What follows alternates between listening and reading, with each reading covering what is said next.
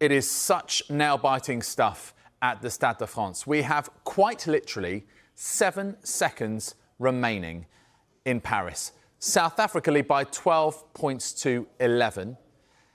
They have had 2 men in the sin bin, Siya Kolisi, their captain, and Cheslin Colby, and New Zealand have had their captain sent off, Sam Cane. Now, New Zealand did score a try through Beauden Barrett, the first man to score in 2 World Cup finals, to make it 12-11. However, a penalty after that was missed by his brother, Jordie Barrett. That would have put New Zealand in front. Now we have a scrum with the South Africa put in. All they need to do now, we're past the 80, they just need to put the ball into touch. They're desperately trying to do that, and New Zealand are desperately trying to keep the ball live. As soon as the ball goes dead, South Africa have won the Rugby World Cup and retained it. And it looks like that might be it. That is it. It is full time, and South Africa have done it. They've become the first team to win 4 Rugby World Cups, and they have retained the trophy for the first time in their history. Let's get the scenes from Pretoria as it suddenly dawns on them that they are world champions for a 4th time. Wow. You can hear the music pumping as well. It has been very, very, very nervy indeed throughout the second half. They were 12-6 up at half-time. That Beauden Barrett try, New Zealand, even being a man down, put them right on the edge. And the All Blacks were very much in the ascendancy in that second half. But there were crucial kicks that were missed. There was a conversion from Richie Mwunga that went wide of the post. And then after that, they had a penalty. Beauden's brother, Jordie, one of 2 other brothers in this final. The first time that 3 brothers have played in a Rugby World Cup final. That also sailed wide of the post. That would have put New Zealand 14-12 up. But losing then over those crucial moments off the tee meant that it is South Africa who once again, in a crunch match, have won by a point. In the quarter-finals, they beat France 29-28. In the semi-finals, they beat England 16-15. They led for 2.5 minutes of that game. They have beaten New Zealand by 12 points to 11 to become world champions for the 4th time. These are the scenes of Pretoria. Let's go live to Paris and speak to our reporter, James Cole. Well, James, how on earth can you sum up what we have just seen there and South Africa becoming Rugby World Champions once more? Phenomenal, David, particularly when you think how they've done this. Getting out of the pool they got out of, the pool that included Ireland and Scotland. They lost to Ireland in the pool stages. As you say, winning the quarter-final by a point, the semi-final against England by a point, changing their halfbacks for this game, loading the bench with 7 forwards, then losing their hooker early on in this game.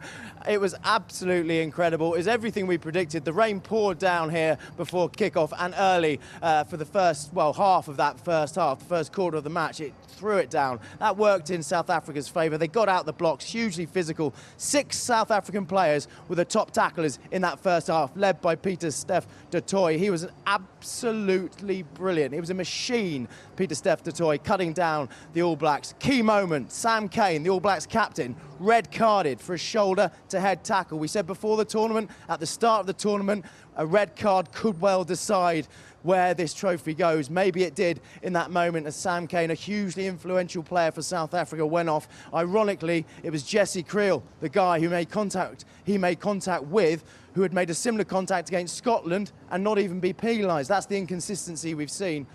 Talking of the inconsistencies, then Siya Kolisi, the South Africa captain, head-to-head tackle in the second half, yellow card. They decided that wasn't a red card. These fine margins that decide these World Cups, we've seen it since the knockout stages, clutch moments, and South Africa have come on top in 3 consecutive games in these clutch moments. You mentioned Jordie Barrett kicking that goal.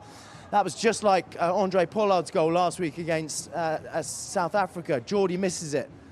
Andre Pollard slots it. These are the small moments that win you World Cups, and South Africa have been brilliant. Towards the end, I thought, who's going to have the legs? Who's going to run out of steam? Given all the rugby that South Africa have had to play, it should have been South Africa. It wasn't. It was New Zealand who started looking leggy. I guess if you look back, maybe they tried to play a bit too much rugby. We knew they would. They said they were going to ignore the conditions, use their skill, back their skills, but there were a few handling errors A few handling errors tonight in really key moments where you just thought maybe they were trying to force it too much, but that takes nothing away from South Africa. Absolutely superb. They're the first team to win back-to-back World Cups away from home. Absolutely phenomenal. And you've got to praise their coaches, Rassie Erasmus and Jack and Nina Bar, because no one before the warm-up game against New Zealand versus South Africa at Twickenham before this tournament would have thought about playing 7 forwards on the bench. It happened by accident. Willie LaRue got injured in the warm-up. They went, oh, let's go 7 forwards, 1 back, because we've got to.